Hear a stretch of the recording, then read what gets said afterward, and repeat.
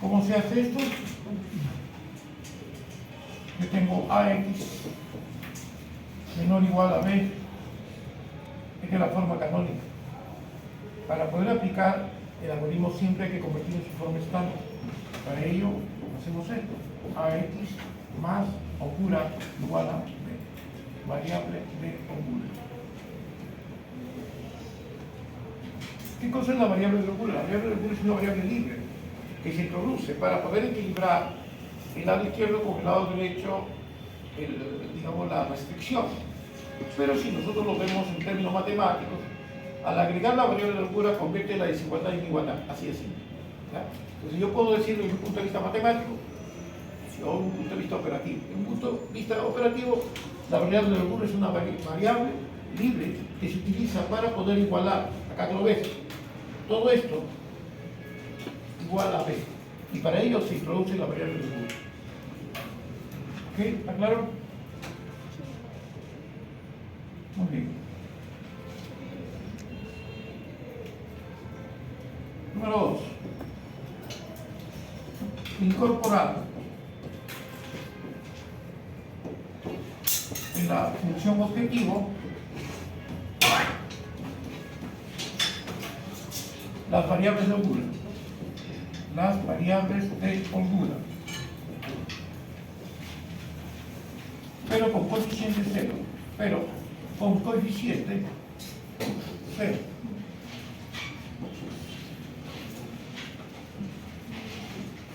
¿Ya? Pero con coeficiente 0. De tal manera que cuando establezco acá z, maximizar, ejemplo, cx, vamos a ponerlo mejor. Ya, vamos a ponerlo sin su índice. C transpuesta a x más 0 holgura. Ahí. ¿De acuerdo? A la función objetivo le agrego la holgura, pero con coeficiente 0.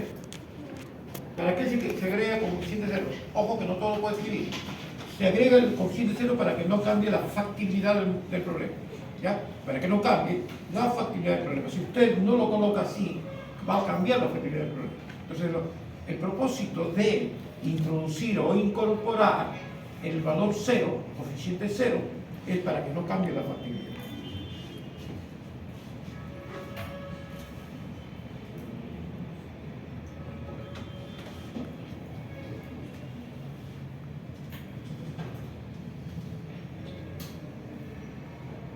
Entonces, tantas holguras se introducen en el modelo de programación lineal como holguras deben estar asociadas.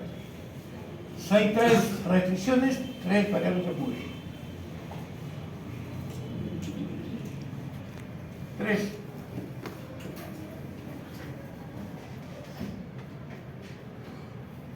Convertir la variable no básica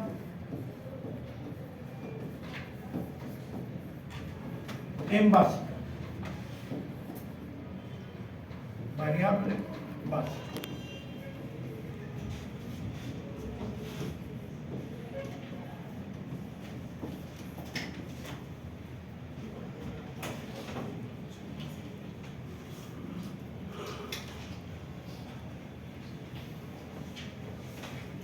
Las que se encontrarán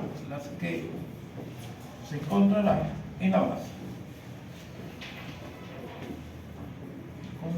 En la base.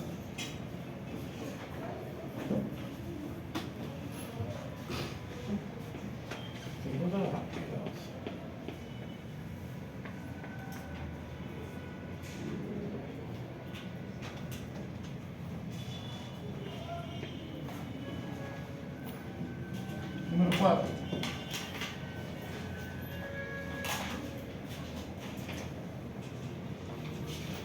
Carrón. Se lo repite. Ya, determinar el pivot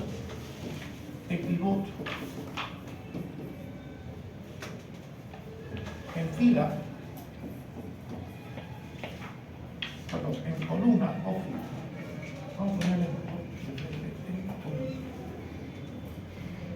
la columna J.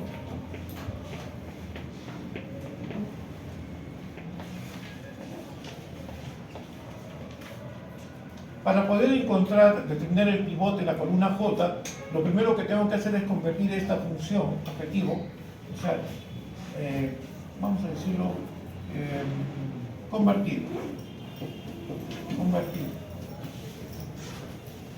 en ecuación la función objetivo. Es decir, si yo tengo acá lo tengo, tenemos acá z, al convertirlo en ecuación, todo esto de acá pasa por signo cambiado, menos z transpuesta a x, las holguras no cambian y es igual a 0.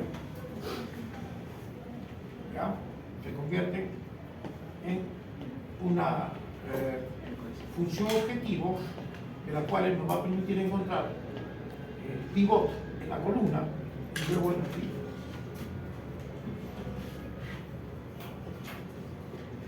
Número 5.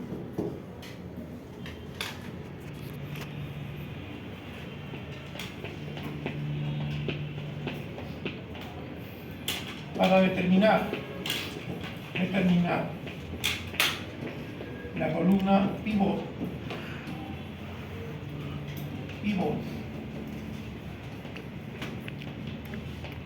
se elige la más negativa, es decir, se elige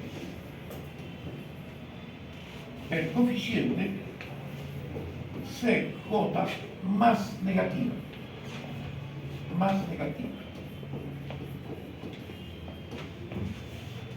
Vamos a suponer que tenemos C1, C2, ¿no? Etcétera. De esto se elige la más negativa. Vamos a suponer que la más negativa sea esta. Entonces, esta es la columna pivot. A eso llamamos columna pivot. La más negativa.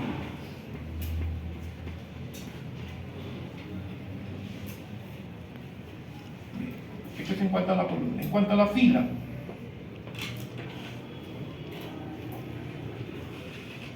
número 6.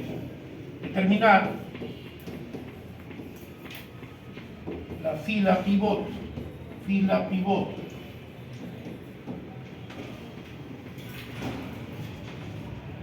La fila pivot, la que se obtiene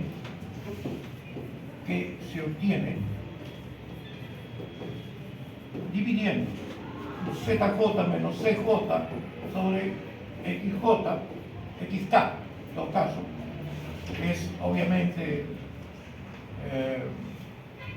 al dividir se convierte en ZK, vamos a poner acá J para no confundirlo. Al dividir se convierte en ZJ menos CK, perdón, sobre XK. Con XK positivo.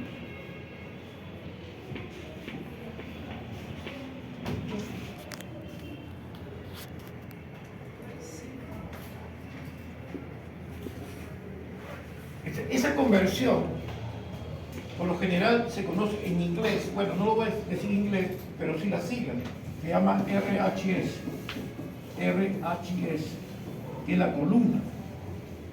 Seríamos, vamos a decir, columna solución.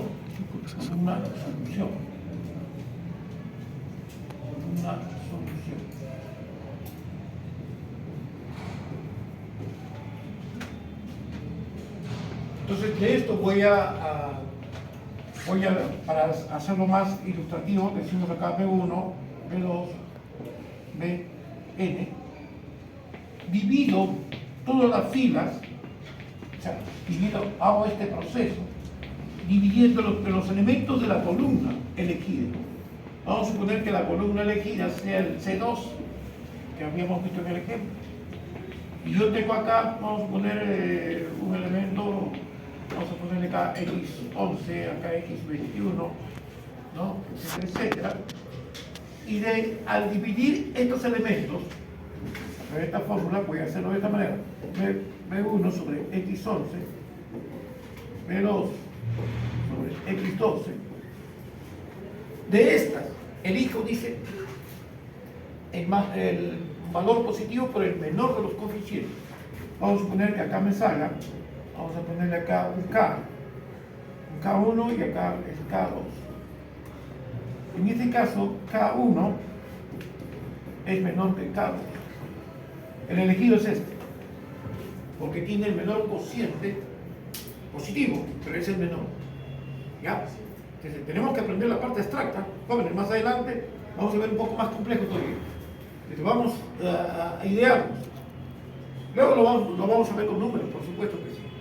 Pero la idea central es que ustedes vayan aprendiendo poco a poco, progresivamente, la parte abstracta de este curso. Muy bien, entonces, ¿qué es lo que estoy haciendo? Quiero encontrar la fila pivot. La fila pivot se encuentra dividiendo el ZJ menos EJ sobre XJ, ¿no? O sea, el ZJ menos EJ es todos los elementos que hay acá. Se divide por los elementos XJ, que puede ser cualquiera de ellos. Pero, como C2 en este caso es el más negativo en relación a C1, ¿verdad? Entonces, esta sería la columna pivot, la columna elegida. Luego, ¿qué hacemos? Dividimos cada elemento, B1 entre X11, B2 entre X21, ¿verdad? Vamos a poner X21, y divido y me sale un cociente positivo. Cada uno y cada uno. ¿Cuál de estos elijo? El que sea menor. El que sea el menor. ¿De acuerdo? A ver los números. Al dividir me sale, qué sé yo, 10 y acá me sale 12. ¿Cuál elijo? El menor. ¿Está claro? ¿Sí? ¿Lo entiendes? Y entonces, esto da lugar a que se convierta, vamos a ver primero, se convierte esto en fila pivot. Esta es la llamada fila pivot. La fila pivot. ¿Ya? Sería la fila pivot. ¿Por qué? Porque reúne ese requisito, donde al dividir, en este caso, el cociente positivo es menor que los otros, o que la demás restricción. ¿Ok? ¿Está claro ahí? ¿Lo han entendido? Bien.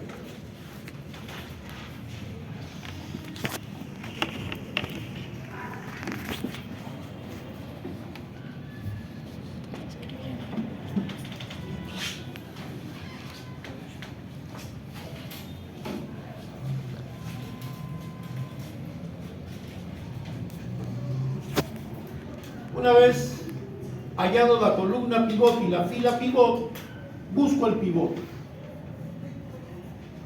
¿Cómo se halla la intersección entre fila y columna? ¿Ya? Si X11, ¿verdad?, es el elemento elegido entre la columna y la fila, entonces todos los elementos los voy a dividir. Vamos a poner que fuera A11, A12, A1N, entonces voy a dividir por el elemento elegido que es X11.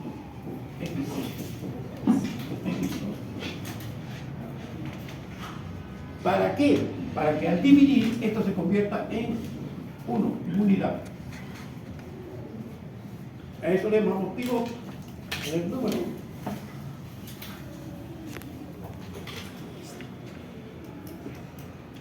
Y no hay que olvidar que todo este proceso algorítmico, cuando se lleve en marcha, es necesario convertirlo en matriz de identidad. Y la matriz de identidad se va a formar, ¿por qué? Por las holguras. Yo tengo acá, digamos, una holgura 1, una holgura 2, en el supuesto caso de que fueran solamente dos filas, yo tengo acá 1, 0, 0, 1. Entonces, esta matriz de identidad, que es lo que había puesto, ¿no? Recuerden que había puesto matriz tecnológica sobre matriz de identidad. Pues bien, la matriz tecnológica son todos los elementos que están acá. Y uno, o sea, la identidad es esta. ¿Correcto? O sea, ¿por qué se lleva esa combinación binaria? Porque la única forma en el método simple de buscar la solución de lo factible al óptimo